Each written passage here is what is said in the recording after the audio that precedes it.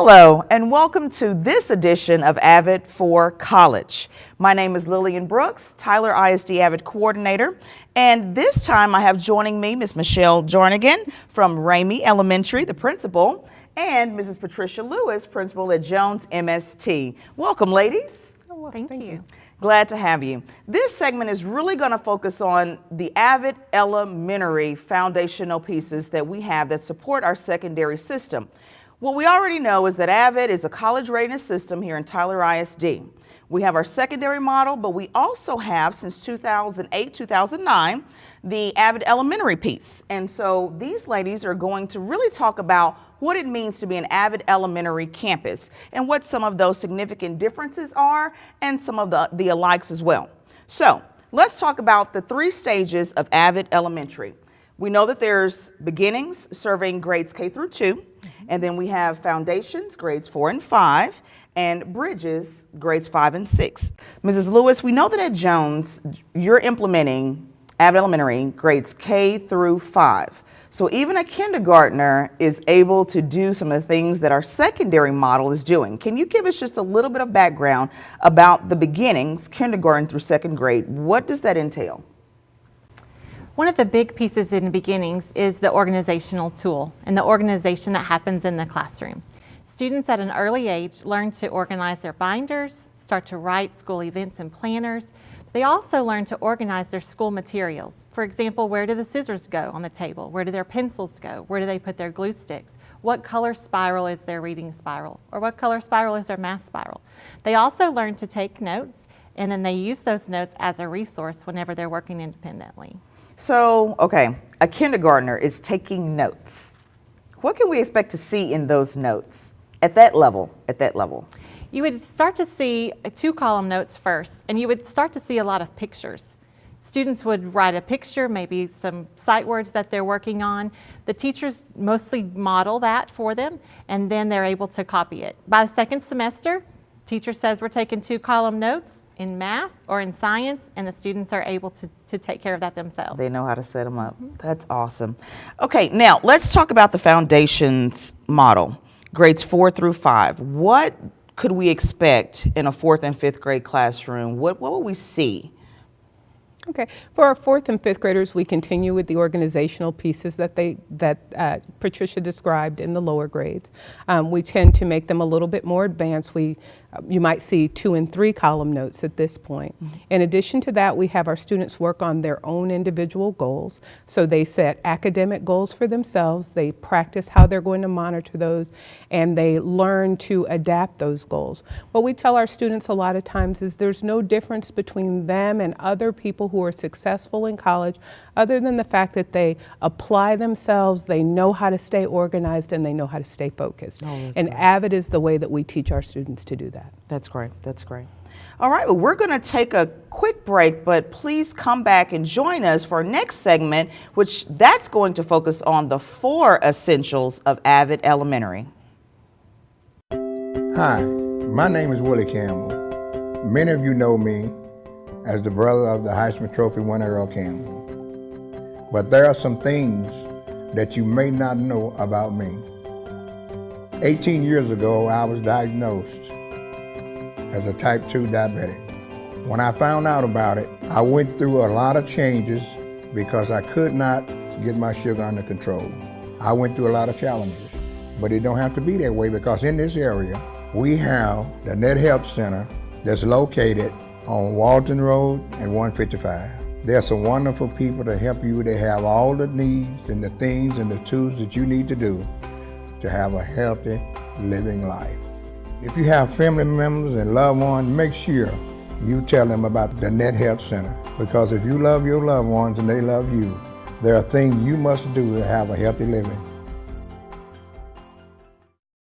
Welcome back to AVID for College. Let's talk now about the 4 essentials. In secondary, we have 11, but the wonderful thing about AVID Elementary is that we only have 4, but those 4 really encompass everything that the secondary model has. So the first one being instruction. WICOR and student success skills. Let's talk about WICOR. What does that look like, and what do you do at your campuses in terms of instruction? What are you expecting to see from your teachers as you do walkthroughs and observe classrooms, from teachers to students? What do you really want to see in terms of WICOR, the writing, the inquiry, the collaboration, the organization, and the reading? Well, for us, it starts in our lesson plans. So we look to see those topics outlined in their lesson plans, because as teachers we want to be very deliberate about the way that we approach this subject. So we look to see how the teacher planned to put that into place. And then when we come to the classroom, we look to see students talking to one another, working together, and then finding ways to write about the things that they've learned.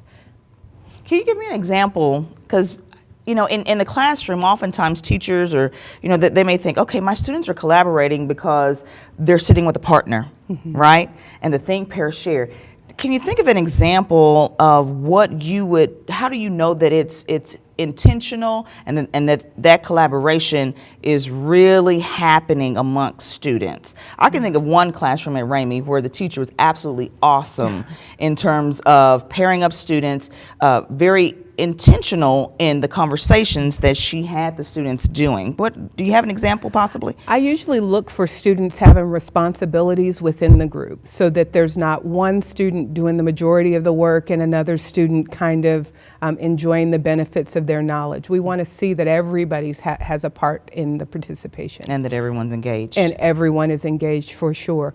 We want to see authentic pieces of work created from the collaboration. So it's not just a worksheet for worksheet's sake. We want to see that our students are really taking that knowledge to that next level, that they're able to think at those higher levels. All right, awesome. What about writing? What do you look for in terms of writing in the classroom? What I'm looking for is writing across the curriculum. I'm looking for reflections. I'm looking for students to be given opportunities to really write about the knowledge that they learned from that class period that day. Some teachers do it actually in their planner. Others teachers have students write it in their journal. But when students are able to write and express themselves about what they have learned, then they're able to retain it for a longer period of time. That's awesome. What about organizational tools? We know that students keep binders, right? But they also have agenda planners. What does that look like? And there are other ways to be organized as well in terms of note-taking. We've talked about that.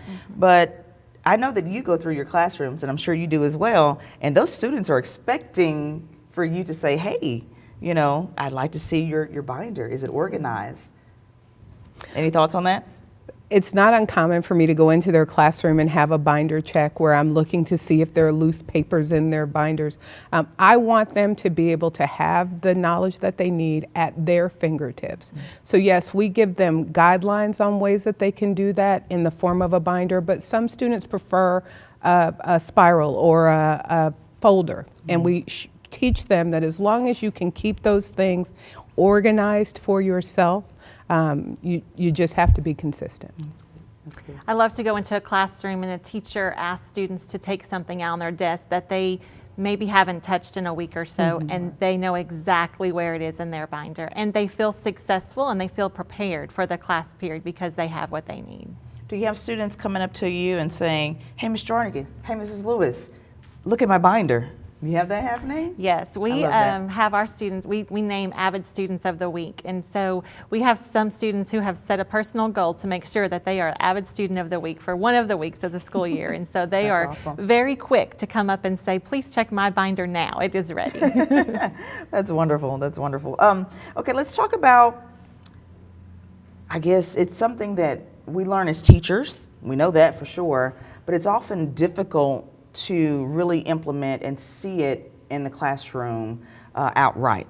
Inquiry, the levels of thinking and questioning from our teachers and our students. And for me, the other word for that would be rigor. What does that look like in your classrooms? How do you look at that in lesson plans as well? Do they note it in their lesson plans? For us, they do. That is a part of what they do in their lesson plans. I like to see those questions written down so that they have them fresh in their mind. But for us, a piece that we've been working on this year is being able to wait for students to think at those higher levels. Those basic questions don't take a lot of thought on the part of the students, but that higher order thinking does require a little bit more wait time. So we've been working on that as a campus. I also love to go into a classroom where students have written their own questions from a text or something, and they have some authentic academic conversations regarding what level the question is. And really, it doesn't matter what they say that it is, the conversation in and of itself, and that they're thinking at multiple levels, it really is encouraging. Oh, that's great. That's awesome. Well, folks, we've got to take a quick break, but please come back. Join us as we continue talking about the 4 essentials of AVID Elementary. That's the sound of excitement as Tyler ISD Foundation is awarding another school with a much-needed education grant. The Tyler ISD Foundation is a nonprofit organization that inspires learning, enriches teaching, and enhances opportunities for district students through the support of exemplary programs. To date, the Tyler ISD Foundation has raised over $1.3 million in grants, with funds going directly to where it's needed the most, in the classroom. We have a high-performing education foundation. We've got great leadership with our education foundation, great membership with our education foundation, and certainly our donors. The donor pool is awesome as well. So this can really make a district soar, and we're so excited that we have a robust and solid education foundation. So thank you to all the donors and sponsors who have made this happen, because it's your continued support that is aiding teachers and enriching the lives of Tyler ISD students. The Tyler ISD Foundation. Our world has no limits. Welcome back to AVID for College. I'm Lillian Brooks, and joining me today is Ms. Michelle Jarnagin, principal at Ramey Elementary, and Mrs. Patricia Lewis, principal at Jones MST. We were talking about, before we went to break, we were talking about the 4 essentials of AVID. So the next one that I really want to cover, and this is always the one that I consider the fun one, it really is the fun one. Building the culture of college readiness at your sites. What are you doing? How do you make that happen? Because I've seen a big change. Over these past few years. I think just introducing students to colleges and the fun side of college and the PR that comes with it really has opened their eyes. Our teachers are very eager to share where they went to college, and you know, there are some rivalries out there, and the students are very well aware now that there are some college rivalries. But even our young preschool students will look at the college pennants in the hallway and start to make some conversations about them and where they want to go to school and what they want to be when they grow up. We also do College T-shirt Day each Friday. Our students are encouraged to wear them as well. We start to refer to our students as graduates, so they're the class of 2017, which seems very far away, but it gets here before you know it. So that's one thing that we start to do. We tell them that they are college material, and that our expectation is that with this fantastic foundation we're giving them, that they're going to go on to, I always encourage them to go to Florida State, but there are other people who encourage them to go to other schools. We want them to know that there are colleges and universities all over the world, and we have members of our staff that have attended schools in any number of places, from Venezuela to Florida State. So we want them to know that that's an option as well. That awareness is a piece that we start with. I think another thing that we do to build our culture is that we have that campus that is a campus of excellence. So in anything that you do, whatever you decide to do, you do it to the best of your ability every day. Good. What kind of response have you received from parents, families? When you talk about AVID and you talk about the purpose of AVID at your parent nights, do they see a change in their students? Because I can think of 1 or 2 families where they've had multiple siblings come through AVID. I think you've had one at your school, 3 or 4 siblings in the AVID program. What kind of response have you received from families? I think for our families, it's hope. That they are able to see AVID over the elementary and secondary schools and what it has done to their students, and the ownership that it has created in their students to take that ownership in their own learning. I think it does give them a sense of pride, and I love to hear the high school students come back and talk to the elementary students about keeping their binders together or referencing their notes. Awesome. It's real encouraging. Yeah. And we saw more of our parents this year asking about middle school AVID and how their students are going to participate in that. So they took more of an ownership of that process as well. So I was real happy to see that. That's great to hear. That's great to hear. Okay, let's talk about leadership and systems. Those are the essentials 3 and 4 for the AVID Elementary system. When you say leadership, well, that falls on you, right? Mm-hmm. What are you doing on a daily basis to really support your teachers? Because what we all know is that AVID is not anything in addition to what teachers are doing. They're already doing AVID. But how do you support them to where they are comfortable on a day-to-day basis, being intentional in everything that they do? Because that's what AVID is about. It's nothing new under the sun. It's that we're being intentional. How do you support that? And how do you create and maintain that system that you have? We work real hard with our teachers to let them know that yes, I am the principal of the school, but we're all AVID leaders. So they take ownership of the program. It's not uncommon for them to come to me and say, hey, I think we can do this AVID piece just a little bit better. And I love that about my staff. They have taken this ball and really run with it. So I look really good, but it's not because I earned it. I just make sure that they have the supports that they need, the resources they need, the materials they need to be successful. Awesome. And I would like to just add to what Michelle said, that I model the strategies in staff meetings. Mm-hmm. If I say to teachers that I expect to see Socratic seminars, then I want to do a Socratic seminar in the staff meeting as well, so that they're able to participate as a student. Sure. And take that back to their classrooms. That's awesome. All right. Well, it's time to take a break, and we're going to come back and continue our conversation with Ms. Jarnagin and Mrs. Lewis, and we're going to be talking about student success skills. Everybody needs them. How do we support that in the classroom?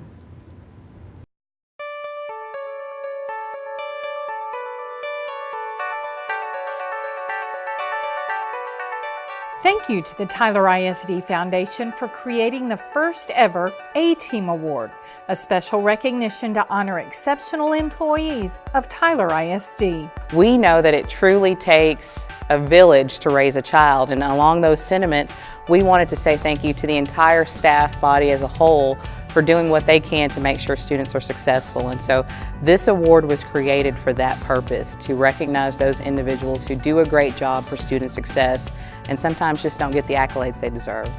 Recipients of the award are first nominated by their peers, and then a review committee selects the finalists.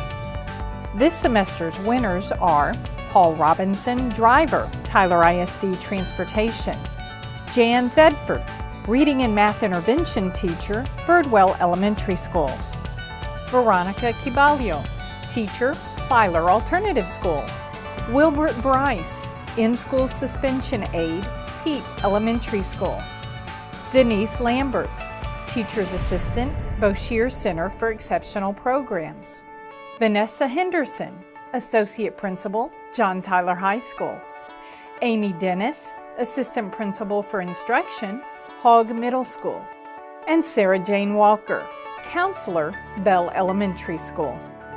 We are thrilled the Tyler ISD Foundation continues to support the school district and the great employees who choose to contribute to our children's education each and every day.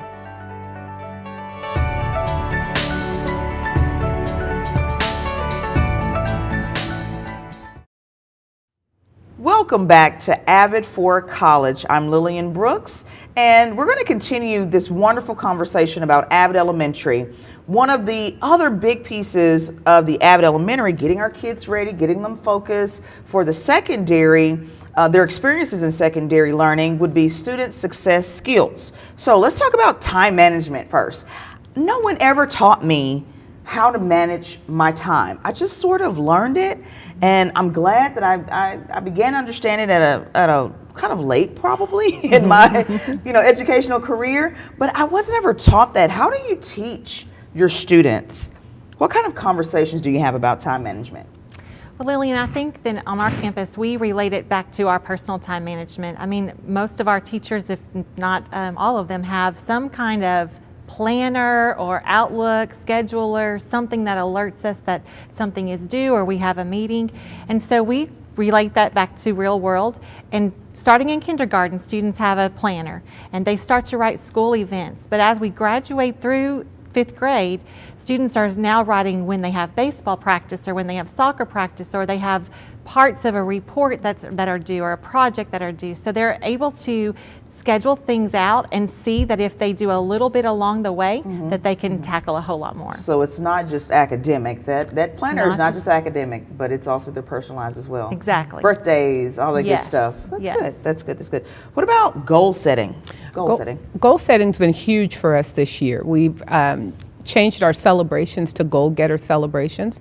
So we recognized 85% of our students this last semester that met their goals. And we were real fortunate because we had members of our community that donated bicycles for our students to win. So it was wonderful, and that was a surprise to the students. But the way it typically works for us is our students set their goals every week for their short-term goals. They do have some goals that are longer, and you can't reach those in a week, and they track those as well. They write those in their planner, they confirm those with their teachers, they act as their accountability buddy for their goals. And then we have a display where they're able to get a flower in our garden when they meet one of their goals. And they look for their flowers, they tell me about their flowers. It's something that they've really taken ownership of. That's awesome. Can you give me an example of one of those maybe short-term goals? A short-term goal might be 100 on their spelling test. I've seen a lot of those kinds of goals that students have been able to reach. Or it might be getting your planner signed all week or turning in your homework all week. Those are typically our short-term goals. Some of our long-term goals might be something like being successful on the STAR test. And with that, they would set what they expect to get on their benchmarks as well in preparation for making sure that they're on task to meet their goal. Oh, that's great. That's great. Okay, self-advocacy. This is a fun one. It is a fun one, and it's a fun one to watch transform when students realize that they have a voice and that they can self-advocate for themselves. There will be many times that I'll go into a classroom to do a walkthrough or observation, and a student will be real quick to tell me that they need an extra pen in their binder or they need sticky notes. But what I love about self-advocacy also is the academic language that students are using as they converse with one another. And they're agreeing, they're disagreeing, they're talking with one another in more of a professional conversation. Okay, good. So teachers are teaching, they're modeling how to do that. That's a lesson in itself. Yes. Is how to advocate for self. Okay, let's talk about communication skills, writing, listening, speaking. It lends to the self-advocacy, but then to have our students listen more intently in class. Talk about that a little bit. What we find is that in our jobs, we're required to write and work together with groups and listen to each other and be able to communicate in an appropriate way for the setting. For many of our students, we have to teach them how to do that. There is a way to say, I think I'm being treated unfairly, that is acceptable to adults, and we have to teach them that. There's also a way to say, I didn't quite understand that, and I'm going to need a little more help. And we have to train our students so that they're able to do that as well. Oh, wow, that's absolutely wonderful. We've got to take a quick break, but please come back, join us. We're going to begin talking about what have been some of the speed bumps as we've implemented AVID Elementary. Join us.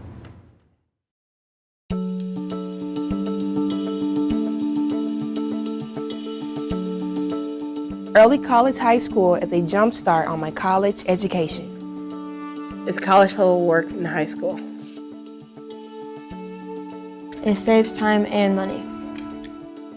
Early College High Schools blend high school and college in a rigorous yet supportive program for high school students.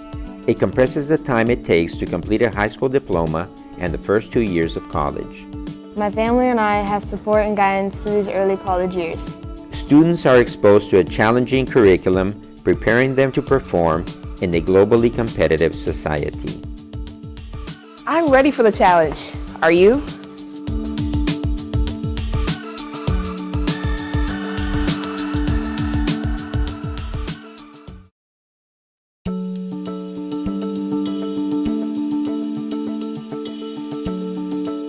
El Early College High School me ayuda a adelantar mi educación universitaria. Es un trabajo de nivel universitario en la escuela secundaria. Me ahorra tiempo y dinero. Estas escuelas, establecidas con el propósito de combinar los estudios en la preparatoria con cursos del colegio, permiten que los alumnos que participan puedan terminar la preparatoria y los primeros 2 años del colegio en el mismo tiempo. Mi familia y yo estamos bien orientados y tenemos el apoyo requerido para los primeros años de universidad. Los alumnos son presentados con la oportunidad de aprender en un nivel avanzado que los preparará para competir a un nivel mundial. Estoy lista para el reto. ¿Y tú?